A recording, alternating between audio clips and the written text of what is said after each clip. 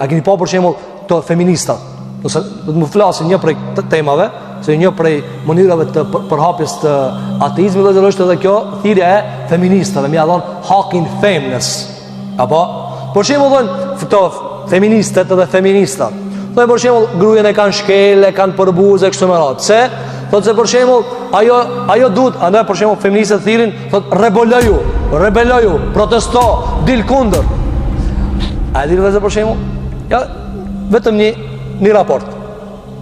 Gruaja a ka shefin e vet kur punojnë. Ka shefin e vet. Nëse e thirr burri vet, duke qenë ajo në punë, ajo zguxon me aqel, sepse është në orar të punës.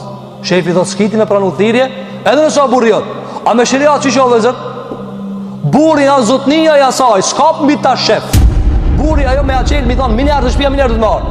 Ama ajo kur on punë zguxon me çesë shefi. Apo, a kur o të shtëpia me burrin e vet, edhe me bë me thirr shefi, ai thot burrit as shuj se shefi atë thirr. E kjo e drejta çka kërkojnë ata. Apo ajo thot ti mos e ngo burrin tan se të ban robaj. Apo e kjo vëzër ajo është manipulimi. Kjo është manipulimi. E shikoj vëzër, Allahu ja thot kjo çu trajtohet kjo? Kjo kibër vëzër. Nuk ka të trajtim kjo. Kjo kibër.